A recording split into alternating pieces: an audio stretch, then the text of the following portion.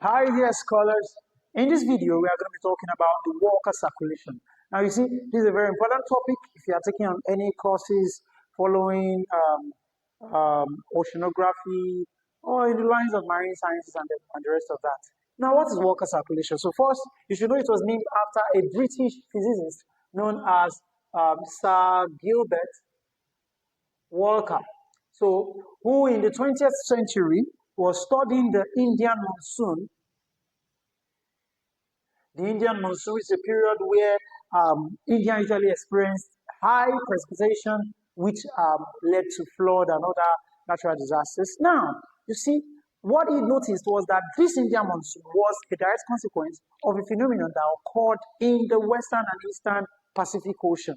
So, that phenomenon he discovered was named after him, and it was called the water circulation. So, on a normal day, in the Western, Eastern, and Western Pacific. So first, let's highlight what we have here. In this place, this is the 0 degree, that's the equator, the geographical equator, this is here. So that's this line here. And you know, this is north of America, this will be the south of America. So this will be the south of America, and this will be Australia continent, and this will be Asia. All right, so showing the southern part of Asia. All right. Now, so what do we have here?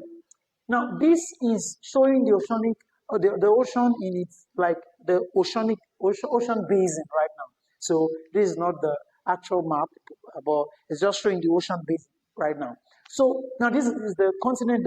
So this side is going to be so this is the vast Pacific Ocean. This is the eastern, because on the east side, remember your northeast, west, and south. So this will be the eastern side of the Pacific, and this will be the western side of the Pacific.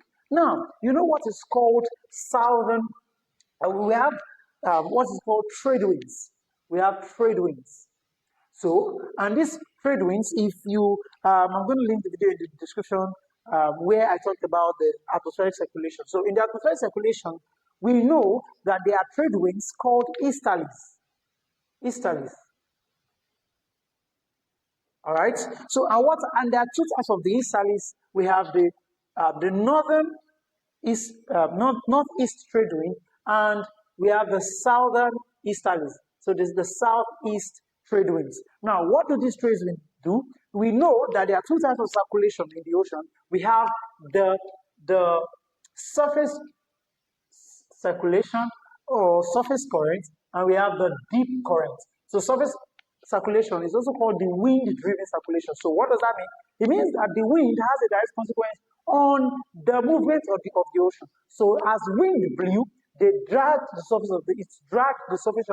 of the ocean. Now, also know about what we call insolation. So insolation is the amount of sunlight that a particular part of the continent or a particular part of the world receives. So on the equator receives high amount of insolation. So meaning that heat is gathered on the what? On the east, on the equator, isn't it? So therefore, the waters that exist around the zone of the equator are going to be what? Warm. But now here is the twist. The northern easterlies and the southern easterlies, they are blowing like this. They are blowing in the western direction, and that's why they are called easterly winds. Because you see, in oceanography, or meteorology in general, we talk about, we name winds with respect to their source, where they are coming from. So these guys, the easterlies, they come from the east, so they are called the easterlies. So the one that come from the north will blow in this direction, blowing to the west. So they are called northern easterlies, and the southern easterlies are blowing in this direction. And that's because the equator is a low pressure zone. Now remember, so there's a subtropical region here, which is a high pressure zone. And remember that the wind will blow from where? The high pressure to the what? To the low pressure zone. So the equator being a low pressure zone is going to, the wind is going to blow in that direction. So, having validated that, we know that northeasterlies and southeasterlies are blowing in this direction from east to where? To the west. So when they blow from east to the west, remember, I already said that because of insolation, the equator is usually warm, isn't it? So the waters of the equator are going to be warm. But now this is what the winds do. As they go, they push with them the warm water. So as they push the warm water, they push it towards the west, so that what you have the west are stream of warm water gathered around here. So the warm water form here, warm water forming, and this place is being replaced by what? By cold water. And how are the cold water coming? Because you remember what is called the phenomenon known as upwelling. So upwelling occurs so that the deep cold ocean current of water will come up to replace the water here. Because of course, the waters cannot live here, and then there's vacuum. There's no vacuum. So what happens is that this water here is upwelled, so that the cold water, which are in the deep, remember that as you go down the deep, the temperature reduces. So the cold nutrient-rich water here are upwelled. So under the normal condition, the warm water will gather here. So what is the effect of that on this place? So these arrows here signify the winds blowing in this direction. Is that okay? So the northern easterlies and the southern easterlies, they blow the warm water, the wind carry warm water towards this side, and then warm water gathers around there or accumulates around here. So what now happen? You remember when the water is warm, so what will happen? That is a low pressure zone. So because it's a low pressure zone, air will rise. Now when air rises to the surface, to the atmosphere, and as air rises to the atmosphere, it gets to the tropopause, right? It gets to the tropopause. When it gets to the tropopause, what does it form? It forms clouds. And what does this cloud make? They make rain. Is that okay? So they are going to form a cloud of water here. When air rises, they'll form a cloud of water at just above this place, and then those cloud of water will begin to rain, and then it causes precipitation upon this place. Do you understand? So what happened? And of course, this wind is going to move this cloud here again, and then to spread the pressure, and then this place will become will have dry air, while this place is going to experience high amount of precipitation. And during those periods, this eastern region, where we have the Ecuador, we have Peru, we have Chile, and those countries, they experience a good amount of fishery. Their fishery at that time is usually abundant. Why? Because the upwelled water here are usually highly nutrified. The phenomenon is called nutrification. Nutrification because the upwelled water here carries with it nutrients. So those nutrients make available here to the phytoplanktons and zooplanktons nutrients. So because there's phytoplankton and zooplankton, it's going to affect the biodiversity here. Biodiversity increases, and because of biodiversity has increased here,